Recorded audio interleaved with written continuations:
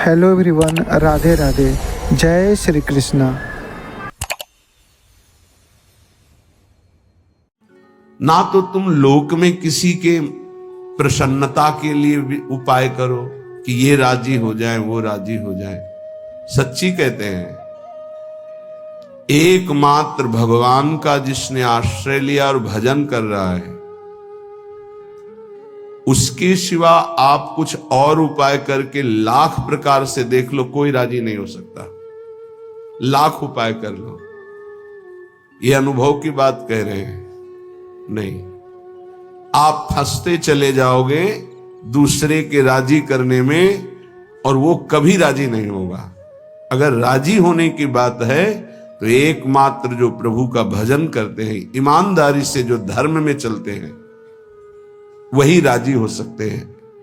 प्रभु से विमुख को त्रिभुवन के राज्य लक्ष्मी मिल जाए तो भी वो राजी नहीं हो सकते। चाहे जितना आप उनके प्रति प्राण समर्पित कर दो, कभी राजी नहीं हो सकते।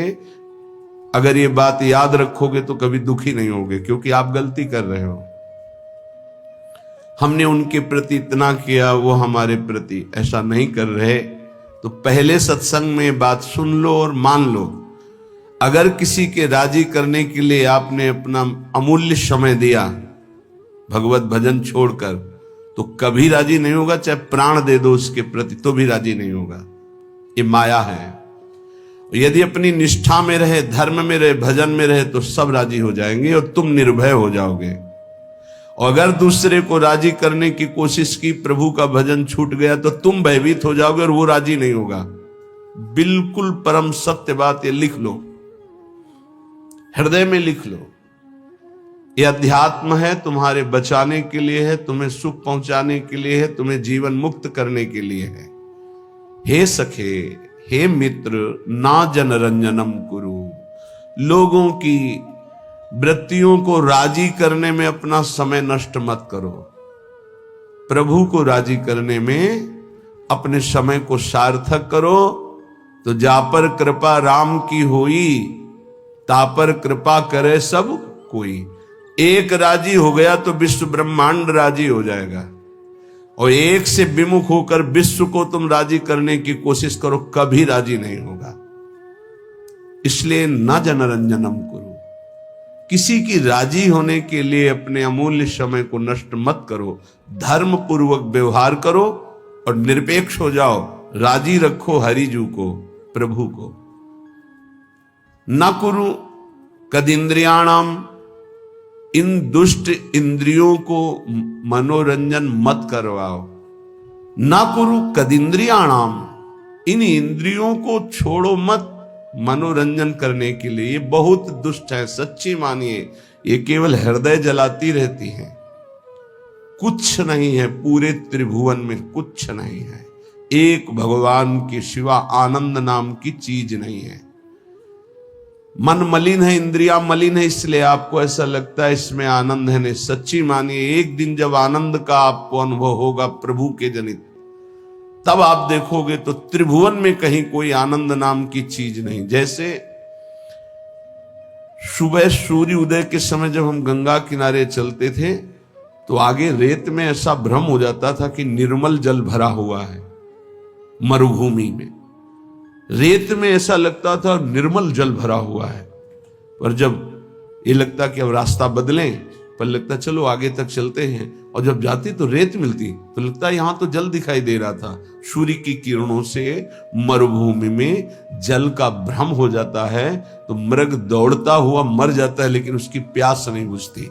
ऐसे ही मेरी इंद्रियां, मेरा मन, इन दिखाई देने वाले सुखों में महान दुख है, ये जान नहीं पाती, और इनके भोगने में पूरा जीवन नष्ट कर देती। मनोरंजन, केवल मनोरंजन। मन 5 ज्ञानेंद्रियों के साथ भोगों में रंजन कर रहा है। कह रहे, हे सके, ना कुरु कदिंद्रियाणाम, इन इंद्रियों को मत छूट दो, नहीं तुम्हारे जीवन को नष्ट कर देंगी। सदा विधेय बहुगंजनम, जैसे बने वैसे इनकी विषयों से प्रीति को तोड़ दो। हठ पूर्वक तोड़ दो, विवेक के द्वारा तोड़ दो, भगवत समर्पित करके छोड़ दो। जैसे बने वैसे इंद्रियों से भोग भोगने की लालसा ये मिटा दो तो तुम मनुष्य जीवन का लाभ भगवत प्राप्ति कर पाओगे। विधेय बहुगंजनम, बहुगंजनम जैसे बने तुमसे वैसे हठपूर्वक ज्ञान के द्वारा भक्ति के द्वारा जैसे बने बचो, इन गंदी चेष्टाओं से बचो। ये मन इंद्रियां बहुत ही दुष्ट हैं, बहुत ही फुसलाकर पता नहीं चलता कि हमसे गलत करवा रही हो, गलत करवा देती है। हंसते हंसते खेलते खेलते अपराध बन जाता है, मन मलिन हो जाता है। पक्का समझ लेना, पहले उत्साहित करते हैं फिर ये डराते हैं। पूरे जीवन डर में जीना पड़ता है उसको जो अधर्माचरण करता है। कल्पनात्मक भय, सामाजिक भय, भागवतिक भय, कर्म का भय उसे दंड देता रहता है, तभी वो डिप्रेशन में पहुंच जाता है। बिना पाप कर्म के डिप्रेशन नहीं होता, ध्यान रखना। हमसे जब अशुभ कर्म हो जाते हैं और मेरा मन मलिन हो जाता है, तब चिंता भय शोक इनकी हो, ऐसे क्रम बाई क्रम, कभी चिंता में डूबा हुआ है, कभी शोक में डूबा हुआ है, कभी कल्पनात्मक भय में डूबा हुआ है। वही मन जिसने इंद्रियों को उत्साहित करके पाप कर्म कराया, वही पूरे जीवन दंड देता है। इसलिए सदा विधेय बहुगंजनम, हे मित्र जैसे बने वैसे पापाचरण न होने पावे। इंद्रियों के मनोरंजन में फंसकर अपने जीवन को नष्ट मत करो, ये बहुत दुर्लभ देह है, इससे भगवत प्राप्ति कर लो। प्रणय भंजनम सर्वतः, किसी से भी आसक्ति ना होने पावे, किसी से भी ममता किसी से ना होने पावे। प्रीति करो सबसे, सब जीवन सो प्रीति, रीति निबाहत आपनी, श्रवण कथन परतीति, यह जो कृपा हरिवंश की।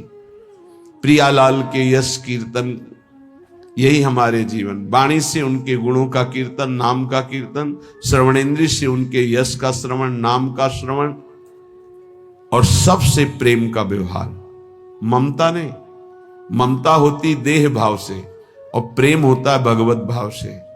मां में, पिता में, पत्नी में, पुत्र में, सब में भगवत भाव करो। ये भगवत भाव आपको जीवन मुक्त कर देगा। और ये केवल कोरी भावना ही नहीं है, सब में भगवान है। जैसे जितने भी यंत्र चल रहे हैं ये सब एक बिजली से चल रहे हैं, पर उसका यंत्र के कारण प्रभाव अलग अलग है। वही बिजली जब बल्ब में गई, हाइलोजन में गई तो प्रकाश बन के चमक रही। वही बिजली पंखा में हवा कर रही, एसी में ठंडा कर रही, फ्रिज में और ठंडा कर रही है, हीटर में गर्म कर रही। बिजली के ये गुण नहीं है, ये यंत्रों के गुण हैं। बिजली तो एक रस सब में जा रही है। ऐसे कोई पाप कर रहा है, कोई अच्छे स्वभाव का है, कोई बुरे स्वभाव का है, ये सब शरीर और करण इनके प्रभाव से परमात्मा तत्व निर्लेप सब में धारा की तरह प्रवाहित हो रहा है। जैसे हर यंत्र में बिजली ही बिजली है, पर उसका प्रभाव अलग है, ऐसे ही स्वभाव अलग है। परमात्मा सब में समान रूप से विराजमान है। हमें उस परमात्मा तत्व को मान करके प्रीति करनी। भक्त मान करके जानता है और ज्ञानी जानकर मानता है, बात एक ही होती है। ज्ञानी बहुत बुद्धि प्रधान होता है, इसलिए पहले वो तर्क के द्वारा उस तत्व को जानता है तब मानता है, और भक्त भाव प्रधान होता है, हृदय प्रधान होता है, इसलिए तत्काल मानता है और मानकर जान जाता है। श्रीपाद कह रहे प्रणय भंजनम सर्वता, ममता किसी से ना होने पावे, सबसे भगवत भाव से प्रीति करो।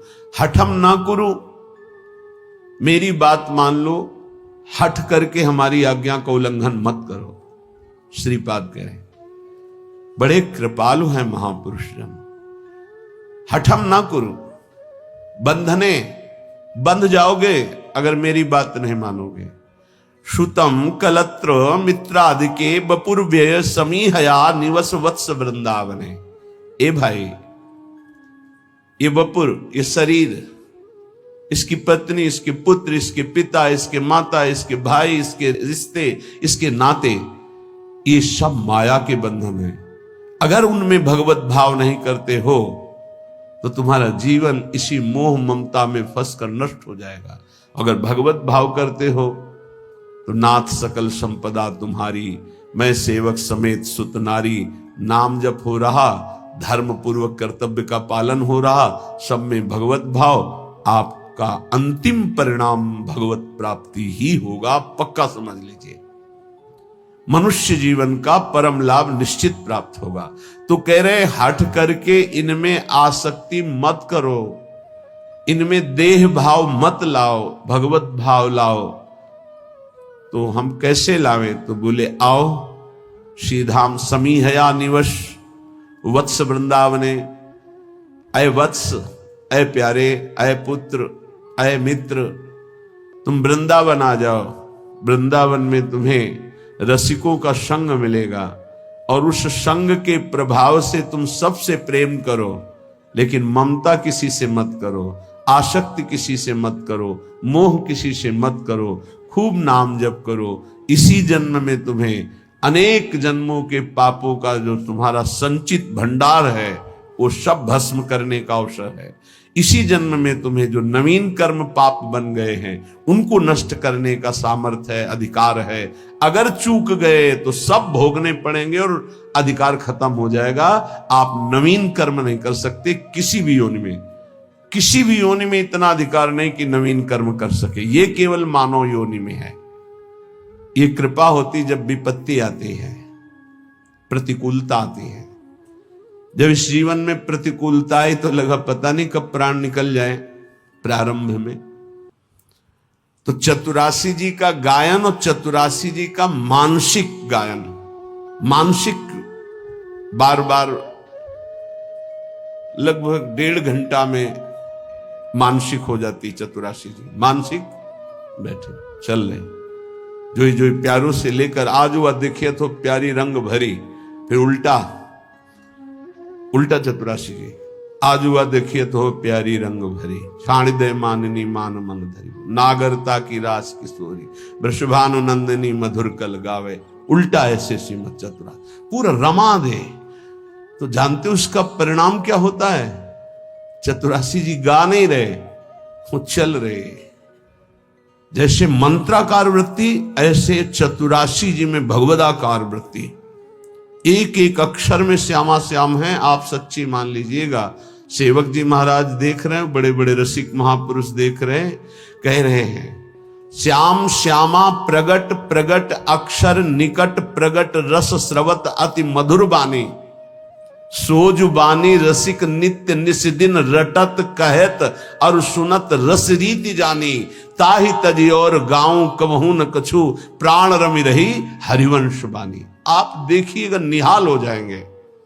वाणी जी के गायन, वाणी जी का चिंतन, वाणी जी का बार बार पद दोहराना। हम कह रहे हैं और पद नहीं याद, एक कोई पद याद कर लो, उसी को जैसे हम मंत्र 108 बार जपते हैं उसी को आप बार बार कीजिए। देखिए आपके अंदर कैसा आनंद और कैसा प्रकाश होता है प्रेम का। चतुरासी जी, चतुरासी जी, चतुरासी जी।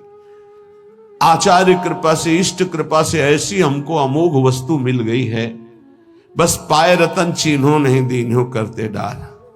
प्रपंच की बातें करने में जबान को कितना सुख अनुभव कराते हो आप, लेकिन चतुरासी जी एकांत में गुनगुनाने में नहीं। अगर हमें आचार्य कृपा से विरक्त मार्ग मिला है या वैष्णव धर्म मिला है तो हम उसमें अपनी वृत्तियों को समर्पित करें। हमारे पास ये बहुत बड़ी सामग्री मन को वश में करने के लिए।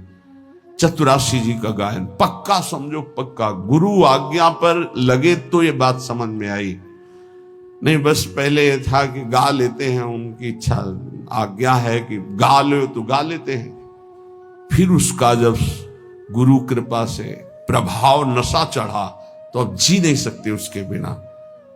और जी क्या सकते हैं भाव? जैसे श्वास चल रही ऐसे ऐसे रुका तो कै वाणी हरिवंश की कै हरिवंश है, नाम इसके अलावा कोई आधार ही नहीं। सेवक शरण सदा रहे अनत नहीं विश्राम। तो बोले तज्जीवेशु, ओहो हो, जिसका ये जीवन बन गया है वो जीवित ही इसी से है। धिक्कार है ऐसे साधक को और ऐसे शरीरधारी को जो भगवत विमुख मिनट गंवा दे। समय गंवा दे। बहुत बहुत कड़ुआ जीवन होता है, बहुत पश्चाताप का जीवन होता है जो जिसमें भजन नहीं होता। सच्ची माने, जिसमें नाम जप नहीं है, नाम कीर्तन नहीं, गुण कीर्तन नहीं, वो कैसे जीवित रहते हैं। यही एक बार किसी ने कहा कि भजन नहीं होता है, तो हमने कहा होता फिर क्या है। आज तक हमें यही समझ में नहीं आया कि भजन नहीं होता तो होता क्या है अंदर। तब फिर विचार में आता है कि जो किया है वो उसी का चिंतन करते हो, भजन किया नहीं तो भजन छूट जाए, ऐसा हो कैसे सकता है। ये बात हमारी समझ में नहीं आती कि भजन छूट गया और आप जीवित हैं, आप खा पी रहे हैं और आपका भजन छूट रहा है, मतलब अभी भजन का रंग नहीं चढ़ा है। भोजन, पानी, जीना, नींद, ये सब दुश्वार होने लगता है। भजनानंदी का भजन ही जीवन, तज्जीवेशु, वो जीता ही इसी से है। ललिता ललित बजावत बीना, गुण गावत सोई जीवन जीजे। इस बात को आप पकड़ लीजिए। 10 वर्ष गुरुदेव भगवान के समीप रहकर उनकी चेष्टाओं को, एक एक चेष्टाओं को बहुत गंभीरता पूर्वक, क्योंकि महापुरुषों का संग पहले से होता रहा, ज्ञानी महापुरुषों का, तो एक एक चेष्टाओं को देखा। एक मिनट भी गुरुदेव कभी, एक मिनट भी कभी प्रियालाल से मिले। प्रसाद पा रहे हैं तो दृष्टि कहीं और है, पता चल रहा है। प्रसाद पा के टहल रहे हैं तो लताओं की तरफ से देख रहे, तो गुनगुना रहे हैं, बस ऐसे अंगुलियां ऐसे ऐसे हो रही, पद चल रहा है। अगर मौन में है, गले में हरकत हो रही, यहां मंत्र चल रहा है एक क्षण के लिए भी। और नित्य पद के गायन करते हुए सब ठीक। 4 बजे से 6 बजे तक केवल पद गायन की सेवा थी, केवल पद गायन की। ब्रजनोत्तर बनी भानंद, देख सखी राधा, बन की ली, बस एक शब्द जी, पूरा पद, फिर धीरे से एक शब्द। क्या इन पदों में महासुख है। मान लीजिए, आप औषधि मान करके इसको स्वीकार कर लीजिए। बड़े बड़े साधनाओं से जो लाभ नहीं मिलता, चतुरासी जी से विश्वास कीजिए। नाम बाणी जहां श्याम श्यामा तहां, नाम बाणी सुनत श्याम श्यामा सुबस, नाम बाणी निकट श्याम श्यामा प्रगट, तज्जीवेषु च वर्णयन समरसई संभूई संतर्कयन। बार बार लीलाओं का गायन करो, नाम कीर्तन करो, और समरसई, बहुत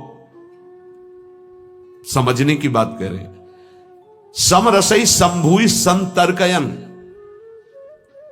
अपने रस वाले ही रसिक का संग करे।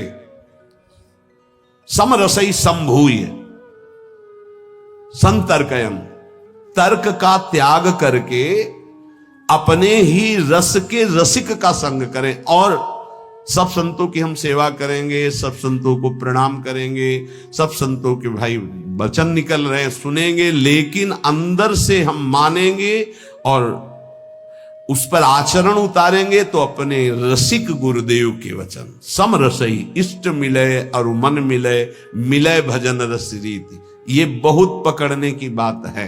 आगे कह रहे संतर्कयन।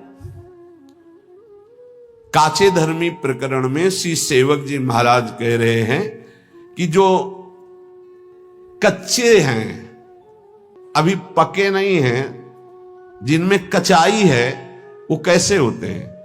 बोले श्री हरिवंश धर्मिन के संग आगे ही आगे जो रीति बखानत, आपने जान कहे जो मिले मन उत्तर फेर चवगुण ठानत।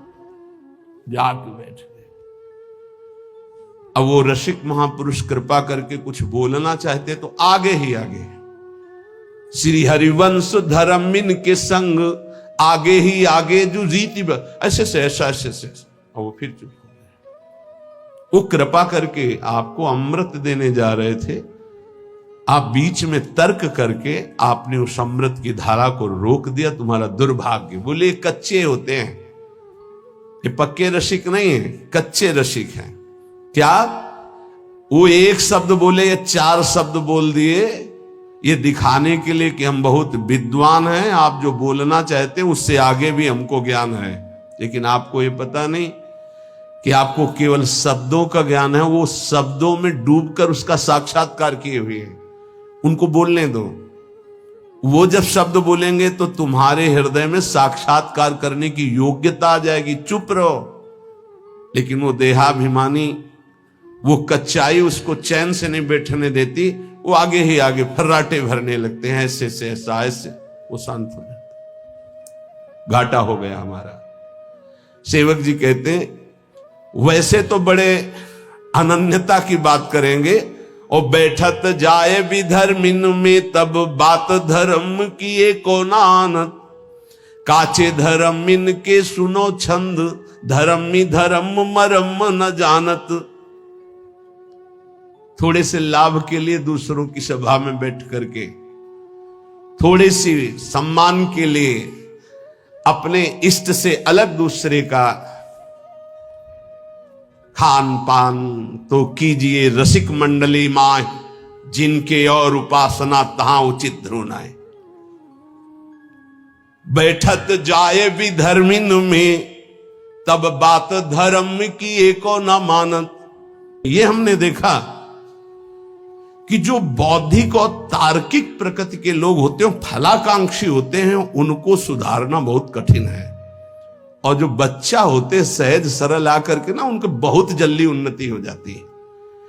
तो ये ऐसे काचे धर्मी जन होते हैं कि वैष्णव तो बन जाते हैं और अपने को अनन्य कहते, पर बैठत जाए भी धर्मिन में तब बात धर्म की एको न आनत। अब कहां गया तुम्हारा अनन्य धर्म, कहां गया तुम्हारा भाव? ये कच्चापन छोड़ दो तो प्रिया प्रीतम तुम्हारे हृदय में हरिवंश प्रताप से उदय हो जाएंगे। ये हरिवंश धर्म के सिद्धांत का वर्णन करने वाले श्री सेवक जी महाराज कह रहे हैं, तो बातनी जूठनी खानी काहे मुख देत प्रसाद अनूठो ही छाड़त, ग्रंथ प्रमाणी के जो समुझाइए तो तब क्रोध रार फिर मानत। हमारे माई श्यामा जी को राज, ठीक है, बोले तिलक भी लगा है, कंठी भी है। ये प्रत्यक्ष की बात करें। रात्रि के शयन के बाद टिकिया का प्रसाद इतनी छोटी छोटी, कभी मिला होगा आप लोगों को, देखा होगा प्रसाद श्री जी के शयन भोग का बाद में बटता है, छोटी छोटी टिकिया, ऐसे बड़ा सौभाग्य होता है। तो 4-5 हमें दे दी, वैसे एक एक ही बांटते, पर प्रभु की लीला 4-5 दे। अब हमारे अंदर आया कि इसे बांट के पाना चाहिए। तो श्री जी के शयन के बाद महाप्रभु के मंदिर में जाकर प्रणाम करके जे तो एक वैष्णव प्रसाद ऐसे, आज तो व्रत था, तुरंत उसे उठाया। हमका कौन सा व्रत था? प्रसाद में किसी व्रत का खंडन होता है क्या? बोले नहीं, है तो अन्न। तो उनका आज प्रसाद नहीं है, अन्न है, तो कल प्रसाद कैसे हो जाएगा? ये बहुत हृदय में जलन हुई और नियम लिया, आज के बाद बिना मांगे किसी को प्रसाद नहीं देंगे। अगर कोई मांगेगा भी तो अधिकार देख कर देंगे, नहीं तो नहीं देंगे प्रसाद हम ऐसे किसी को। तो बोले बातनी जूठन खान कहे मुख देत प्रसाद अनूठो ही छाणत।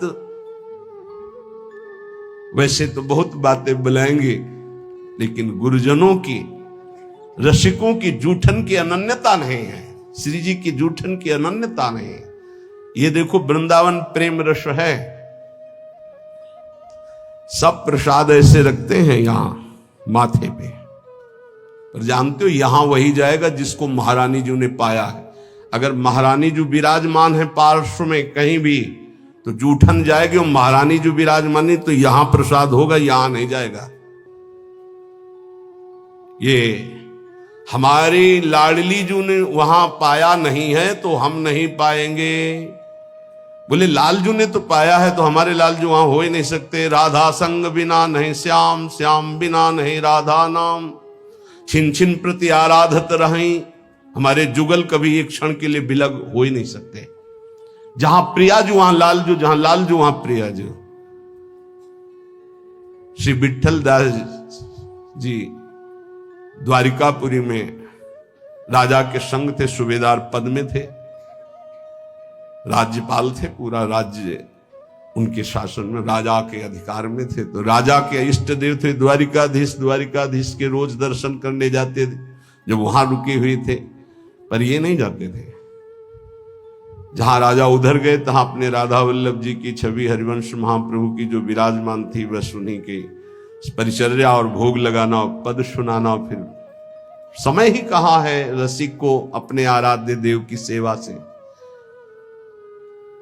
तो जो द्वेषी जन थे उनको समय मिल गया, उन्होंने कहा कि महाराज आपने एक बात देखी क्या, ये आपके जो सूबेदार राज्यपाल विट्ठल दास जी हैं, ये द्वारिकाधीश के दर्शन करने एक दिन भी नहीं गए, जरा आप इनसे बात करेंगे कि क्यों नहीं गए।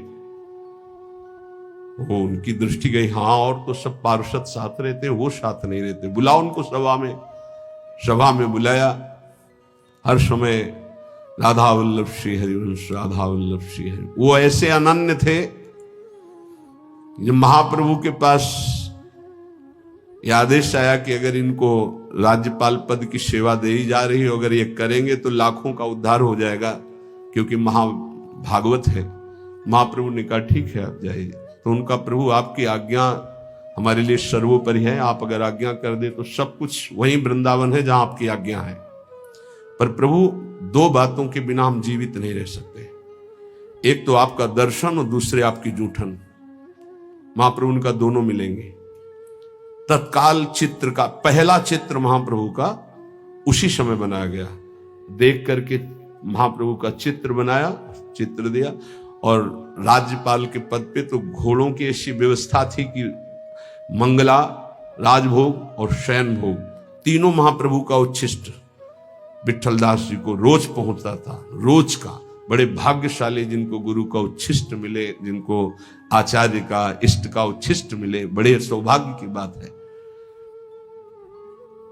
विट्ठल दास जी से कहा तुम किसकी उपासना करते हो, द्वारिकाधीश के दर्शन करने क्यों नहीं गए। तो उन्होंने कहा राधा बिहारी मुरली मनोहर ललित त्रिभंगी वृंदावनाधीश्वर युगल सरकार की। तो बोले ये क्या श्री कृष्ण नहीं है द्वारिकाधीश। बोले हम कम मना करते हैं। बोले फिर दर्शन के लिए क्यों नहीं गए। बोले यहां हमारी प्रिया प्रीतम की जोड़ी नहीं है, यहां अखिल कोटि ब्रह्मांडों के अधीश द्वारिकाधीश और महालक्ष्मी रुक्मिणी जी चरण सहला रही, परम बंदनी महामहिम है। पर हमारे नेत्र जो है मनोमृणाल भूषण भूषित भुज श्याम अंश पर डारी, जैसी हरिवंश जुगल करनी गज बिहरत बन पिया प्यारी। हमारे नेत्र तो इस रूप का पान करते हैं। अब राजमद तो होता ही है, तो फिर मैं कह रहा हूं क्या ये प्रभु नहीं है। तो बोले फिर कह रहा हूं प्रभु हैं, पर मेरे नेत्रों को इनकी प्यास नहीं, मेरे नेत्रों की प्यास तो ललित त्रिभंगी मुरली मनोहर राधा बिहारी। और मैं आपसे प्रार्थना करता हूं कि मुझे कहीं दर्शन करने की आवश्यकता नहीं, मेरे रोम रोम में वृंदावन कुंज निकुंजे और प्रिया प्रीतम विराजमान हरिवंश प्रताप से। राजा को आवेश आ गया, नीचे उतरे, सभा में से उनका वस्त्र पकड़ा और कहा कहां रोम रोम वृंदावन तुम्हारे है। और जे ही ऐसे अचला हटाया तो ऐसा महान प्रताप गुरु जूठन का उच्छिष्ट का श्री हरिवंश श्री हरिवंश श्री हरिवंश सब सभा को दिखाई दिया। रूप बेली प्यारी बनीश प्रीतम प्रेम तमाल, दो मन मिलिए कह भय से राधा वल्लभ लाल। ऐसे लता भवन मंदिर में देखो कैसा महापुरुषों के प्रति द्वेष करने वालों को भी भगवत साक्षात्कार हो रहा है। कांप गए, चरणों में साष्टांग गिरे, बोले आज से आपको कोई राजकाज नहीं, मैं नित्य दर्शन आपके श्री चरणों के करने आऊंगा। तो बातन जूठन खान कहे मुख देत प्रसाद अनूठो ही छाड़त, ग्रंथ प्रमाण के जो समझाइए तो तब क्रोध रार फिर मानत। खान पान ये नियम ले लीजिए, खान पान तो कीजिए रसिक मंडली माए, जिनके और उपासना तहां उचित ध्रुवनाए। महापुरुष जन अपनी चेष्टाओं के द्वारा, अपने वचनों के द्वारा वही मार्ग प्रशस्त करते हैं, जिससे रस की प्राप्ति होती है। अब कोई भय का विषय नहीं रह जाता। क्योंकि जिसमें हमारे महापुरुष मार्ग में चलते हैं, हमारी क्षमता नहीं है लेकिन हम उसी मार्ग के पथिक हैं। अपनी स्वामिनी जी ने जा नहीं पाया, बस वहां हमें देखना, अगर राधा नाम भी विराजमान है तो हम पालेंगे, अगर राधा नाम भी नहीं विराजमान है तो फिर या तो राधा रूप या तो राधा नाम, अन्यथा नहीं। सेवक जी महाराज कह रहे हैं कि तच्छिन छाड़ी प्रेम की बात ही फेरी जाति कुल रीति प्रमाणत। ये कच्चे धर्मी जो होते हैं ये फिर जाति पक्ष में, कुल पक्ष में ऐसे वार्ता करने लगते हैं। प्रेमी जन, रसिक जनों की कभी भी जाति पक्ष की बात नहीं देखी जाती है, ध्यान रखना। अभी आप पीछे रोज जो सत्संग सुनते हैं, परम महाभागवत कालिदास जी का जो थोड़ा चरित्र में बताया था कि भक्त उच्छिष्ट के लिए उन भगत का ऐसे गांव में जैसे झाड़ू भगत का, वो बहुत चतुर्वर्ण के थे, उनको आम पवाया और उच्छिष्ट सोचा कैसे मिले, तो ऐसे तो दे नहीं सकते थे वो, तो प्रणाम करके जाने की बात करके पेड़ के नीचे छुप गए। जब उन्होंने गुठली फेंकी तब उठाकर उसे, जानते हो महाप्रभु चैतन्य देव इनको कितना प्यार करते थे और कहते थे वैष्णव के बीच में कि भक्त चरणामृत, भक्त चरणरत, भक्त उच्छिष्टामृत का महत्व अगर जानना है तो कालिदास जी से जानो। ऐसा उनका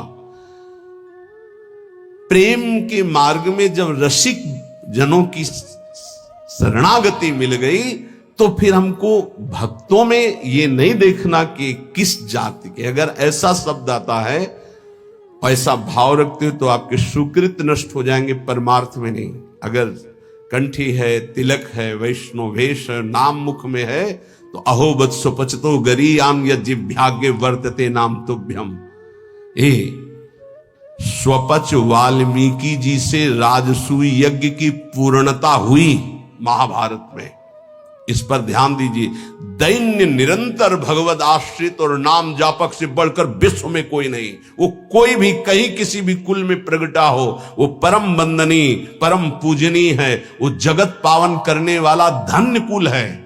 सो कुल धन्य उमा सुन जगत पूज्य सुपनीत, धन्य सुतात धन्य सो माय, संतत सकल सुनो चित लाए, श्री हरिवंश प्रताप जस।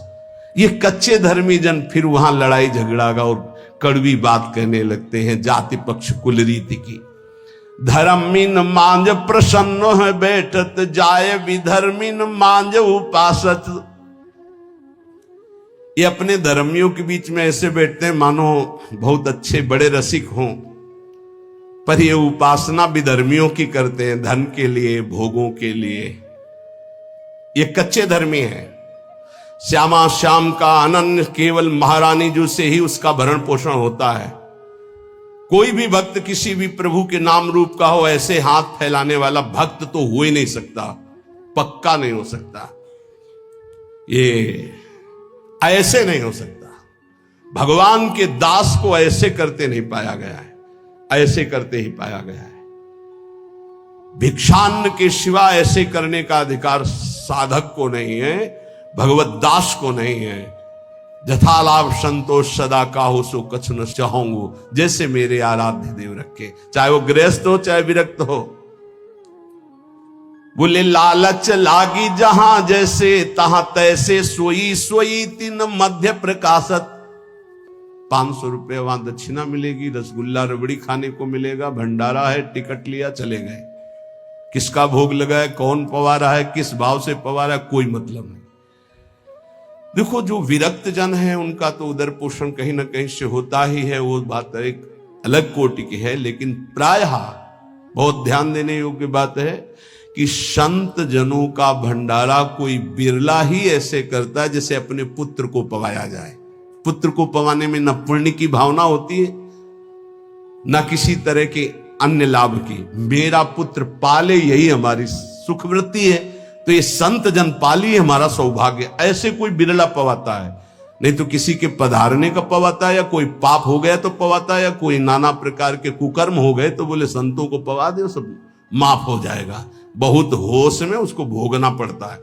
किसका भंडारा हो रहा है, किस हेतु से हो रहा है, किसका भोग लगेगा, ये तीन बातें ध्यान रख करके ही विरक्त को तो कहीं ना कहीं पाना ही होगा, और पाने के बाद दक्षिणा लेने का अधिकार नहीं। क्यों?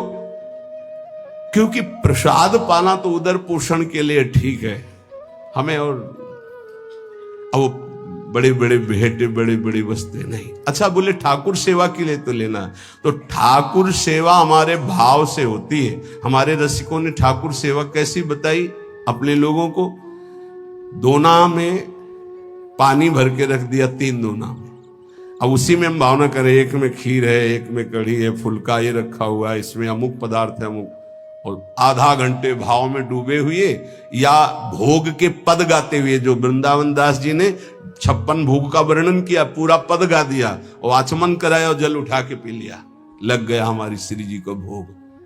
ये हमारी श्री जी को इधर उधर के पैसों से इत्र और भोग और ये सब वस्तुएं नहीं चाहिए। आप सच्ची समझिए, भावोत्सवेन भजताम रस काम धेनुम तम राधिका चरण रेणु महाम स्मरामि।